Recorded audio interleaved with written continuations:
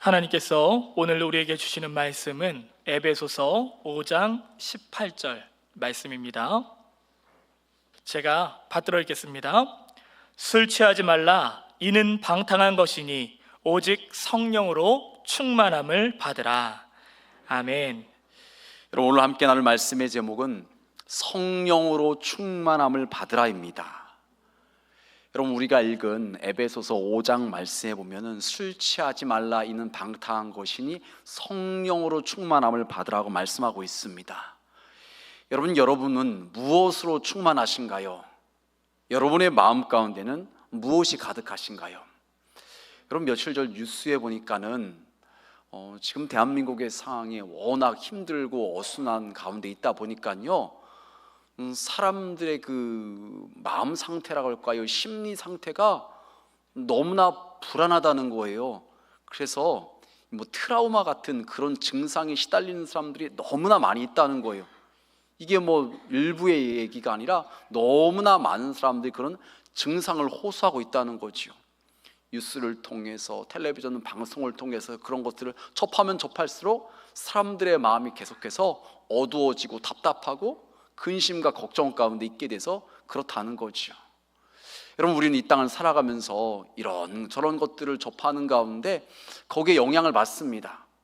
근데 문제는요, 우리가 무엇을 가까이 하느냐에 따라서 거기에 더 많은 영향을 받고 그것이 우리의 마음을 갖다가 좌지우지하게 되는 그런 경우가 있다는 것입니다.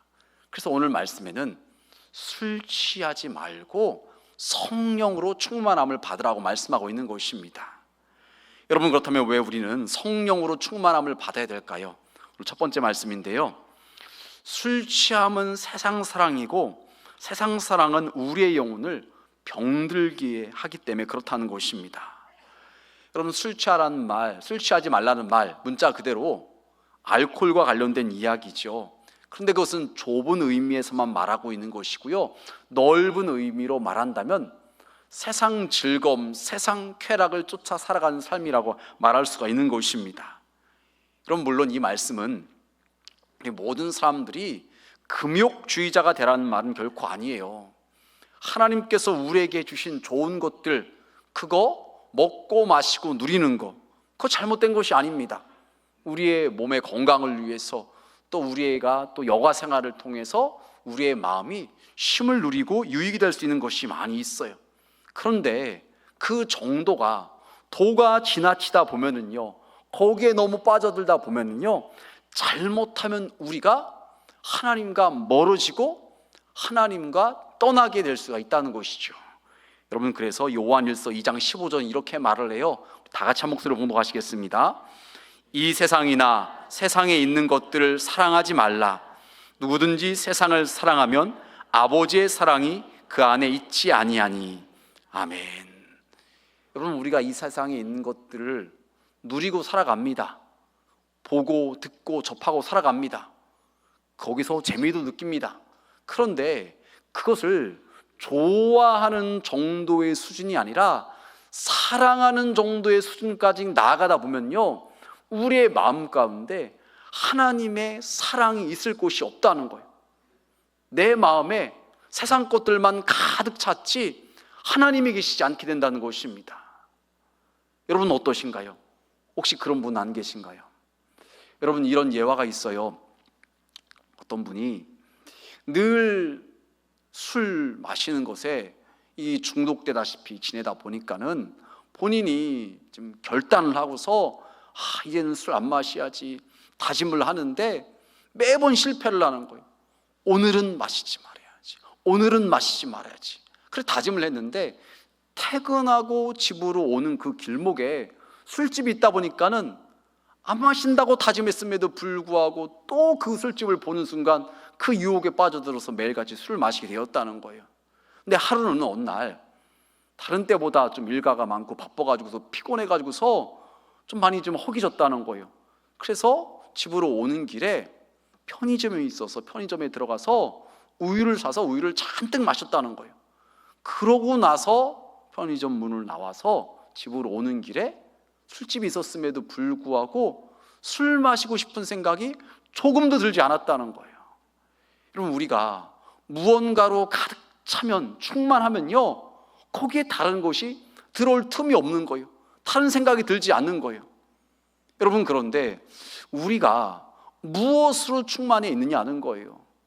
혹여라도 세상 사랑하는 것으로, 세상 것들로만 충만해 있다면요, 우리 마음 가운데 주님이 들어오실 자리가 없다는 것이죠.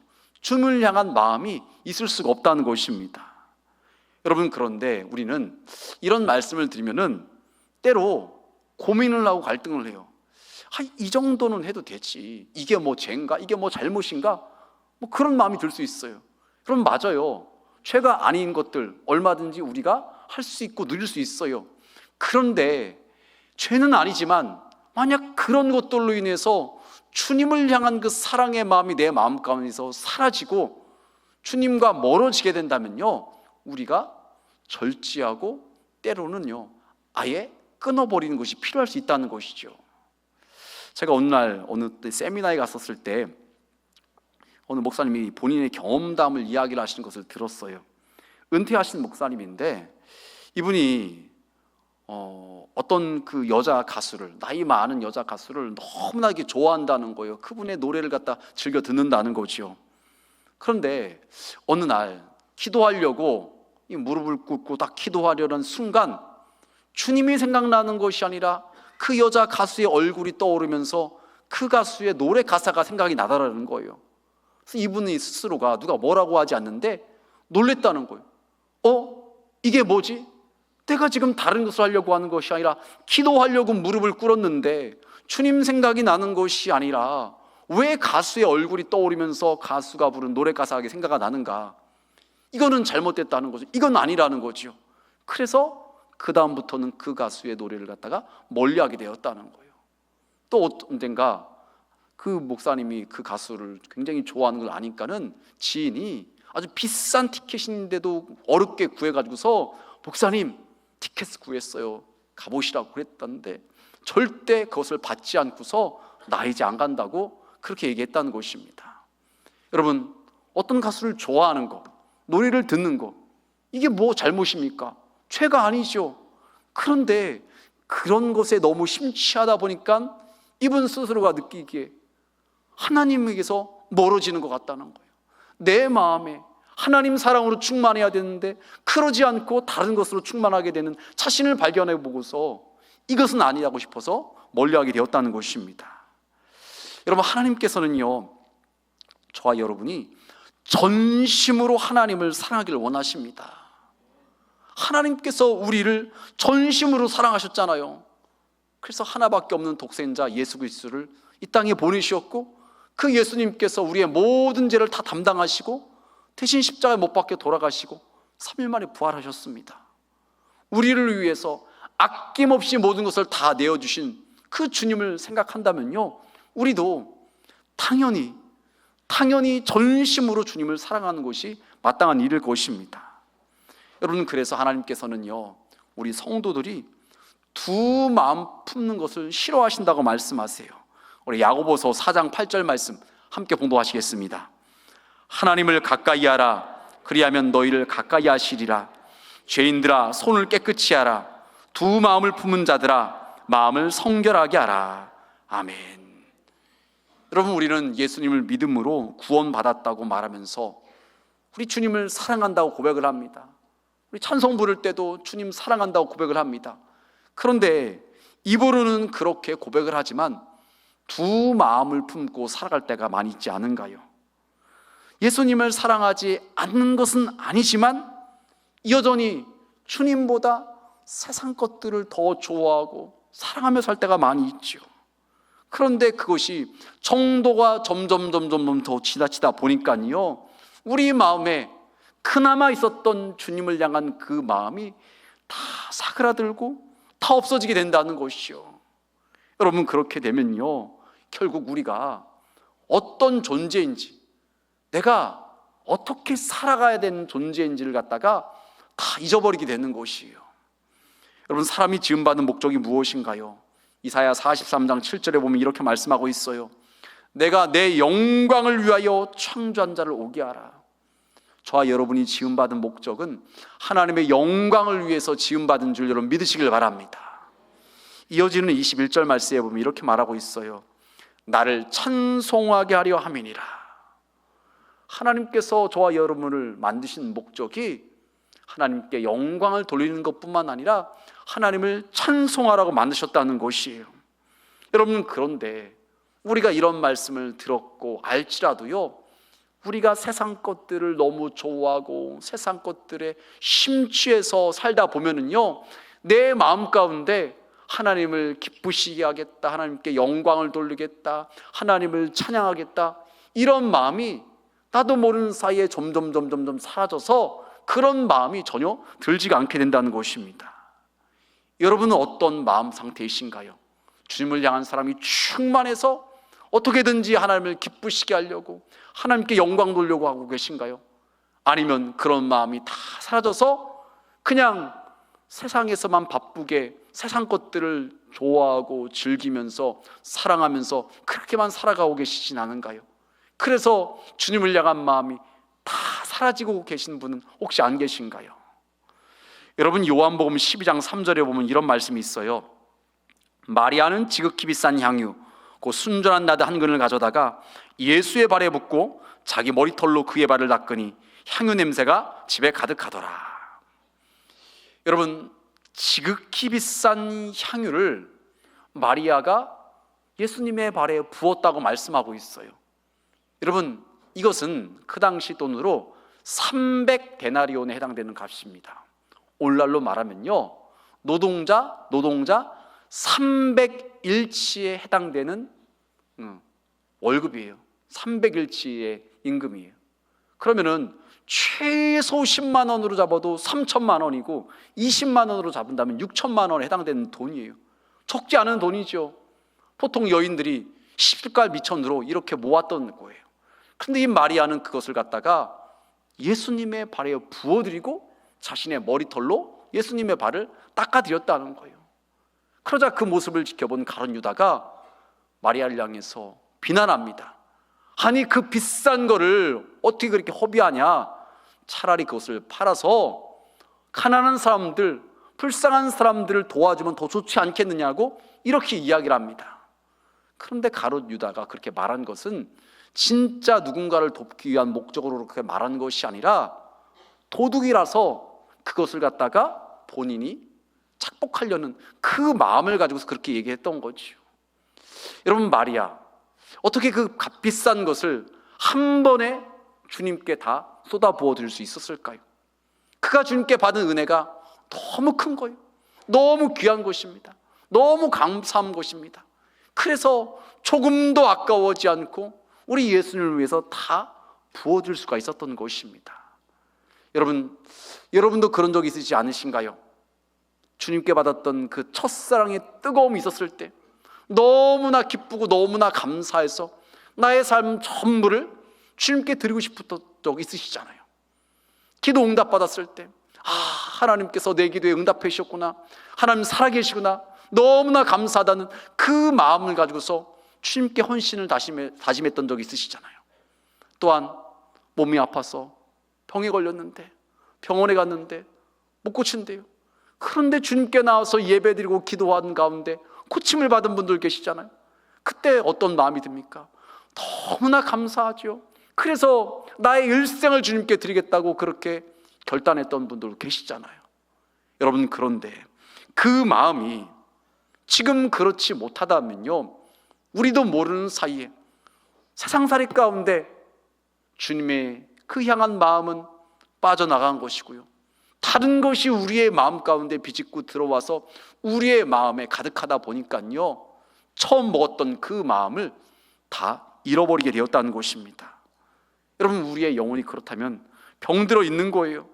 그와 같은 상태는요, 마치 마른 뼈와 같은 상태라는 것이죠. 그래서 에스겔 37장은 이렇게 말을 합니다. 여호와께서 권능으로 내게 임재하시고 그의 영으로 나를 데리고 가서 골짜기 가운데 두셨는데 거기 뼈가 가득하더라. 나를 그 뼈 사방으로 지나가게 하시기로 본즉 그 골짜기 지면에 뼈가 심이 많고 아주 말랐더라.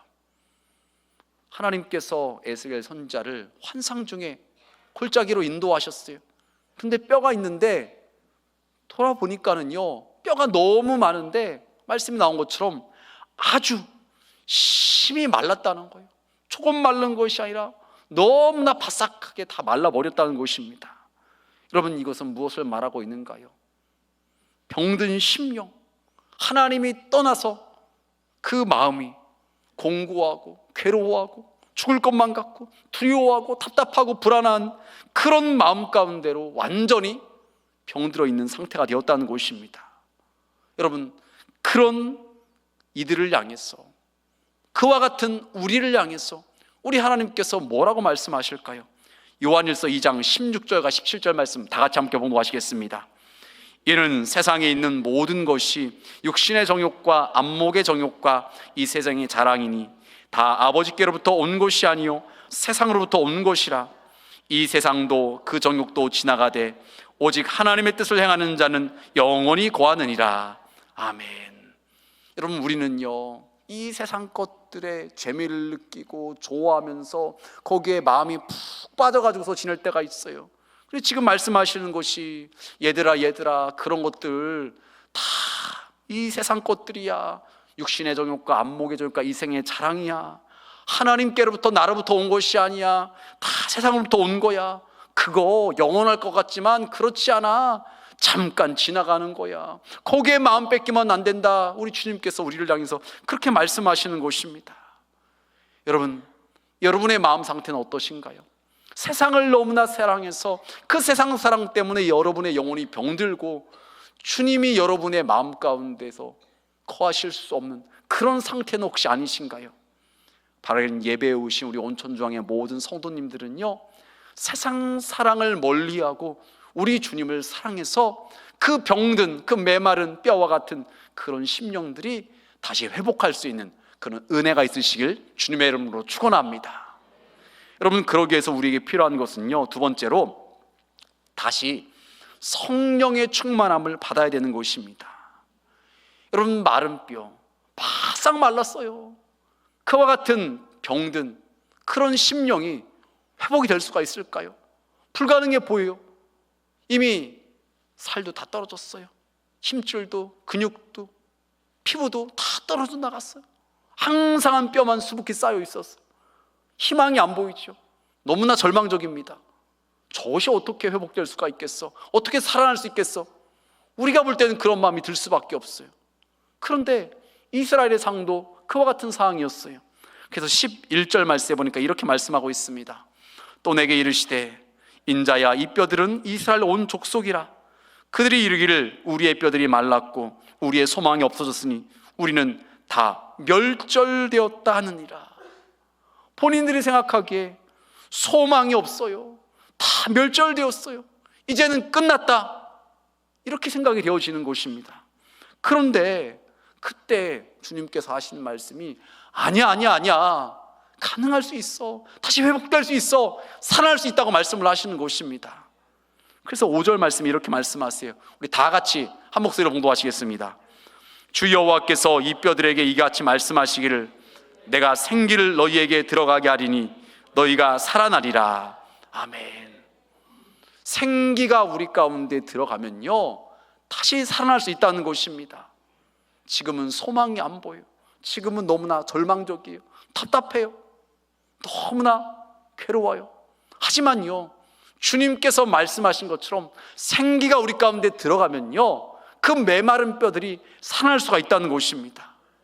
그래서 하나님께서 에스겔 선지자를 통해서 하나님의 말씀을 개원하라고 하십니다. 그러자 어떻게 되었는가요? 우리 10절 말씀 함께 공부하시겠습니다. 이에 내가 그 명령대로 대언하였더니 생기가 그들에게 들어가매 그들이 곧 살아나서서 일어나 서는데 극히 큰 군대더라. 아멘. 여러분, 마른 뼈밖에 없었어요. 그런데 하나님의 말씀을 대언하자 생기가 그들 가운데 들어가서 마른 뼈들이 서로 연결이 되어지는 것입니다. 그래서 사람의 해골 같은 모양이 만들어지는 거지요. 거기에 힘줄이 붙고 살이 오르고 가죽이 덮이더니 사람이 되었고, 마지막으로 생기가 그 가운데 들어가자 살아있는 사람이 되었는데 무리를 봤더니 이게 큰 군대가 되었다는 거예요. 수북히 쌓였던 그 메마른 뼈들이 이제는 살아있는 힘 있는 능력 있는 군대가 되었다는 것입니다. 여러분, 이것이 어떻게 가능한가요? 이 사람의 눈으로 봤을 때는 이거는 말도 안 되는 일이죠. 불가능해 보이는 일이죠. 도저히 이루어질 수 없는 일이에요. 근데 이것이 어떻게 가능할 수 있는가요? 여러분, 스가랴 4장 6절은 이렇게 말을 합니다. 다 같이 한 목소리로 봉독하시겠습니다. 만군의 여호와께서 말씀하시되 이는 힘으로 되지 아니하며 능력으로 되지 아니하고 오직 나의 영으로 되느니라. 아멘. 우리의 힘으로는요, 우리의 능력으로는요 안 돼요. 그동안 열심히 살아온다고 결단하고 도전하고 해봤어요. 그런데 번번이 실패하고 번번이 안 됐어요. 낙심과 좌절이 되죠. 주님께서 우리에게 말씀하시는 것이, 그렇지, 너의 힘으로 안 됐지, 너의 능력으로 안 됐지, 하지만 나의 영으로는 된다고 말씀하시는 거예요. 하나님의 영이 들어가면 가능케 된다는 것이에요. 생기가 들어가면 살아나고 소생할 수 있다는 것입니다. 여러분, 그래서 우리 예수님께서는요 부활하신 후에 제자들을 향해서 뭐라고 말씀하십니까? 예루살렘을 떠나지 말고 우리 주님께서 약속하신 성령을 기다리라고 말씀하십니다. 함께 모여서 기도하라는 거예요. 그러면은 그들이 성령의 충만함을 받게 된다는 것입니다. 여러분, 제자들 부활하신 예수님을 직접 몇 번 만났어요. 여러분, 손과 발에 예수님께서 못이 박히셨잖아요. 옆구리엔 창이 찔리셨어요. 그래서 물과 피를 다 쏟으시고 돌아가셨어요. 죽은 거예요. 그런데 어떻게 살아납니까? 말도 안 되는 얘기지. 그런데 하나님께서 3일 만에 우리 예수님을 살려주셨어요. 그래서 여러 사람이 직접 봤어요. 목격을 했어요. 증인이에요. 제자들도 봤어요. 그렇다면 우리 예수님께서 살아나셨구나, 이제는 우리가 두려워하지 않아도 되겠구나, 이런 마음을 먹어야 되잖아요. 그런데도 불구하고 제자들의 입장에서는 아직 상황이, 예수님을 십자가에 못 박아 죽였던 사람들이 기득권을 잡고 있는 때예요. 그들이 여전히 힘이 있어요. 그들에게 잘못 보이면요, 예수 믿으라고 전도하면요, 그들도 잡혀갈까 봐 두려워서 예수님께서 부활하신 것을 직접 목격하고 만났음에도 불구하고 여전히 주눅 들어 있고 여전히 숨어 있었다는 것이에요. 여러분, 이것이 사람의 연약한 모습이에요. 인간의 한계인 거예요. 알면서도 이게 내 뜻대로 안 되는 것이에요. 하지만 여러분, 마가이 다락방에서 성도들이 함께 모여서 기도하다가 성령이 충만함을 받으니까 어떻게 되는가요? 얼마 전까지 두려워 숨어 있었던 그들이 죽음도 두려워하지 않고 당당하게 사람들에게 목소리를 높여서 외칩니다. 예수 믿으세요, 여러분. 예수님이 하나님의 아들이십니다. 그분만이 우리의 구세주이십니다. 그분을 믿어야지 우리가 구원받습니다라고 당당하게 외치는 것입니다. 여러분, 그래서 이것을 갖다가 경험했던 베드로는요, 사람들에게 이렇게 말을 해요. 사도행전 2장 38절 말씀 다 같이 한 목소리로 봉독하시겠습니다. 베드로가 이르되 너희가 회개하여 각각 예수 그리스도의 이름으로 세례를 받고 죄사함을 받으라. 그리하면 성령의 선물을 받으리니. 아멘. 베드로와 사람들이 담대하게 성령 충만함을 받고 예수님에 대해서 전하자 말씀을 들리는 사람들이 마음에 찔림을 받아요. 우리가 예수님을 못 박아 죽였는데, 거기에 동참했는데 그분이 하나님의 아들이라고? 이거 어떻게, 우리 큰일 났네. 하나님의 아들을 죽였으니 이거 어떻게? 두려운 마음이 드는 거예요. 이거 어떡하나 걱정이 되는 거예요. 그때 베드로가 했던 말이 지금 읽은 말씀입니다. 여러분이 몰라서 그랬죠. 이제 회개하면 됩니다. 그리고 예수님의 이름으로 세례를 받으면 여러분의 죄가 다 사함 받습니다. 용서함 받습니다. 그리고 성령도 선물로 받을 것입니다라고 이야기를 하는 것이에요. 여러분, 우리가 예수를 믿으며 살아간다고 하면서도요, 때로는 하나님의 말씀대로 살아가지 못하고 미워하고 불순종하고 하나님께서 우리에게 맡기는 사명도 감당하지 않고 그렇게 살아갈 때가 많이 있어요. 그래서 때로는요, 참 스스로 생각해도 참 한심하고 하나님 앞에 나오기 부끄러울 때가 있어요. 내가 집사인데, 내가 권사인데, 내가 장로인데, 내가 목사인데, 이러고도 내가 어떻게 주일날 교회 나올 수가 있는가? 이러고 내가 무슨 누구를 갖다가 권면하고 지도한다고 말할 수가 있는가? 이런 마음이 들 때가 있잖아요. 목회자인 저도 그런 마음이 들 때가 있어요. 이러고도 내가 어떻게 강단에 서서 성도들에게 말씀을 전하고 가르칠 수가 있는가? 이런 모습이 이로 인해서 참 괴로운 마음도 들 때가 있어요. 그런데 그럼에도 불구하고 지금 말씀이 나온 것처럼 주님께서 우리의 죄를 갖다가 사해 주신다고 말씀하고 있어요. 우리가 진심으로 뉘우치며 회개할 때 우리의 죄가 깨끗하게 씻음받는 줄 여러분 믿으시길 바랍니다.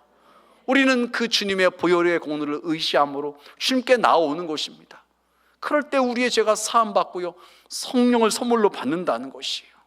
여러분, 그런데 예수 믿는 우리 가운데 성령이 임하시는 것과 성령 충만은 구분이 좀 필요합니다. 여러분, 오늘 말씀에 2장 4절에 이렇게 말씀하고 있어요. 그들이 다 성령의 충만함을 받고 성령이 말하게 하심을 따라 다른 언어들로 말하기를 시작하니라. 여러분, 120명의 성도들이 마가의 다락방에 모여서 기도하다가 성령의 충만함을 받습니다. 그냥 조금이 아니라 충만함을 입는 것이에요. 그러니까 그들이 본인들도 모르는 다른 나라 말로 갑자기 사람들에게 전도하게 되었어요. 뭐 예로 말하면 이런 거예요. 한국말로 전도하는 것이 아니라 본인이 한 번도 사용해 보지 않았던 뭐 일본 말이나 러시아 말이나 중국말로 갑자기 본인이 막 입으로 막 얘기를 해서 그 나라 사람들한테 막 전도하게 되는 거예요. 성령의 충만함을 받으니까 희한한 일들이 막 이루어지는 것입니다. 여러분, 이렇게 충만할 때 우리는요, 세상을 향한 마음이 사라지게 되고 주님을 향한 마음으로 가득 차게 되는 것입니다. 그럴 때 우리의 존재가 무엇인지를 다시 한번 깨닫게 되고 잊지 않고서 하나님을 기쁘시게 하고 하나님을 찬양하게 하고 하나님께 영광 돌리는 삶을 살아갈 수가 있는 것입니다. 여러분, 감리교의 창시자인 요한 웨슬레 목사님도 참 나름대로 열심히 신앙생활하고 열정이 있어서 목사 안수를 받아서 목사님이 되었고 미국 원주민 선교를 위해서 배를 타고서 선교까지 갔다 왔어요. 그런데 거기서 처참하게 실패를 하고 자신의 믿음이 바닥을 치고 참 힘든 시간을 보내고 있었어요. 나는 뭔가 내가 열심히 신앙생활을 해온다고 해왔던 것 같은데 내 믿음이 참 연약하구나, 내 모습이 너무 초라하구나, 어찌할 바를 모르면서 하나님의 은혜를 구하고 있었습니다. 그러다가 1738년 5월 24일 올더스게이트라는 거리에 가서 말씀을 듣는 가운데 갑자기 가슴이 뜨거워지는 경험을 합니다. 그러면서 그분이 새로워져요. 그러고 나서 약 7개월 정도 지난 1739년 1월 1일, 오늘 우리로 말하면 송구 영신 예배 때 한 60명의 성도들과 함께 예배드리고 나서 기도하다가 성령의 충만함을 받는 일이 일어납니다. 그래서 어떤 일이 일어나냐면요, 갑자기 여기저기서 사람들이 픽픽 쓰러지는 것이에요. 어떤 사람들은 막 큰 소리로 막 웃기를 시작하는 것입니다. 지금까지 보지 못한 일들이 있었던 거예요. 뭐 우리처럼 이렇게 그냥 점잖은 예배 드리는 그런 모습이었었는데 갑자기 사람들이 막 이상한 모습을 보이는 거예요. 마치 안 믿는 사람들 눈에 볼 때는 이거 뭐 광신자들의 집단이 아니야? 이런 마음이 들 정도로. 그래서 요한 웨슬레 목사님도 놀란 거예요. 사람들이 왜 이러지? 왜 쓰러지지? 왜 큰 소리로 웃지? 그런데 보니까는 동생 찰스 웨슬리도 막 큰 소리로 웃는 거예요. 그래서 동생한테 물었어요. 왜 그러냐? 너 그런 일이 있었을 때 어떤 마음이 들었냐? 그랬더니 그렇게 막 큰 소리로 웃는 가운데 자신 안에 있었던 악한 것이 빠져나가는 것을 느끼게 되었다는 것이에요. 그래서 요한 웨슬레 목사님이 이것이 잘못된 일이 아니라 성령의 충만함을 받는 가운데 나타나는 여러 가지 현상 중에 하나구나.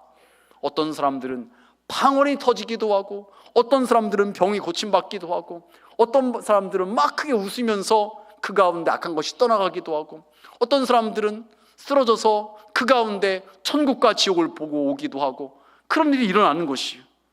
여러분, 오늘날 저와 여러분에게 있어서 세상 사랑에 빠져들지 않고서 정말 주님을 사랑하며 살기 위해서 필요한 것은 무엇일까요?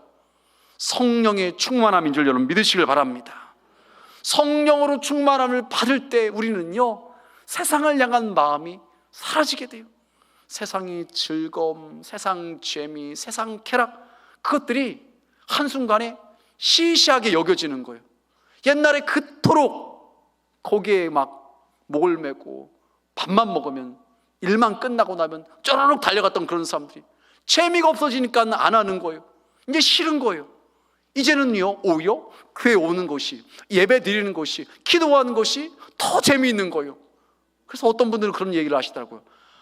목사님, 일주일이 왜 이렇게 길어요? 빨리 좀 와가지고 주일날 도와서 예배 드리면 좋을 것 같은데. 여러분, 그런 경험 있으신가요? 진짜 그렇게 말씀하시는 분이 있어요. 교회 오는 것이 너무 좋은 거예요. 예배 드리는 것이 너무 좋은 거예요. 행복한 거예요. 성령으로 충만함을 받으면요, 그런 상태가 될 수가 있는 것입니다. 여러분, 그런데 문제는요, 우리가 그런 은혜를 받았다가도요, 세상살이 가운데 우리의 마음을 빼앗기다 보니까, 세상에 유혹하는 것들이 너무나 많다 보니까, 눈에 보이기에 좋은 것들, 귀에 듣기에 좋은 것들, 우리의 쾌락을 자극하는 것들, 그런 것들이 우리 주변에 너무 질비하다 보니까요, 거기에 한 번, 두 번 이렇게 하다 보니까요, 거기에 마음을 빼앗기게 되고 거기서부터 빠져나오지 못하는 그런 경우가 있게 된다는 거죠. 그러니까요, 하나님을 향한 그 마음이 점점 사그라들고 하나님과 상관없는 사람으로 살아가게 되고 있다는 거죠. 여러분, 우리가 어떻게 해야 될까요? 여러분, 말씀을 정리하면서 누가복음 11장 13절 말씀을 우리 다 같이 한 목소리로 봉독하시겠습니다. 너희가 악할지라도 좋은 것을 자식에게 줄 알거든 하물며 너희 하늘 아버지께서 구하는 자에게 성령을 주시지 않겠느냐 하시니라. 아멘. 여러분, 부모라는 존재가 완벽해서 부모가 되지는 않았잖아요. 엄마 아빠로서 나름대로 잘해보려고 하지만 여전히 실수가 있고 부족한 것이 있는 것이 사실이에요. 때로는 세상 기준으로 볼 때 악한 부모들도 있어요.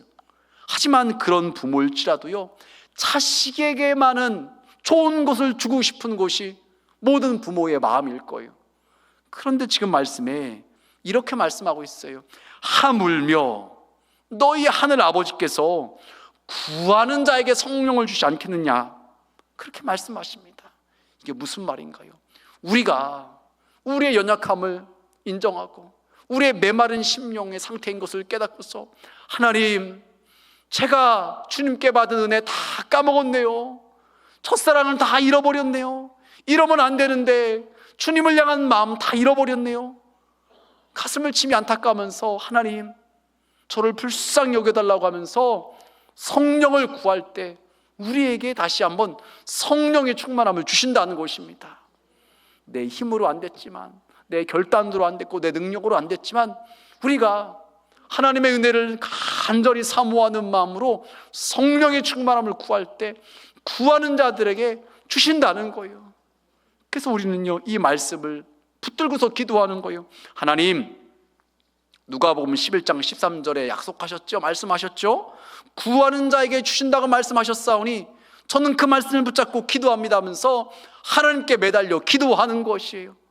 그럴 때 우리는 다시 한번 성령의 충만함을 받게 돼 있고, 세상을 사랑했던 그 마음이 점점 빠져들게 되고 거기서 나오게 되고요, 이제는 주님 사랑하는 마음으로 충만해서 다시 한번 기쁨 가운데, 감사함 가운데 신앙생활을 할 수 있게 되는 것입니다. 바라긴 예배에 오신 우리 온천중앙의 모든 성도님들은요, 우리의 연약함, 우리의 부족함, 하나님과 멀어졌던 그런 모습이 있다면요, 주님 앞에 나와서 하나님, 은혜를 부어달라고, 성령의 충만함을 부어달라고 그렇게 간절히 기도하시는 가운데 성령의 충만함을 받아서 하나님을 기쁘시게 하고 사람을 행복하며 살아갈 수 있는 올 한 해가 되시길 주님의 이름으로 축원합니다.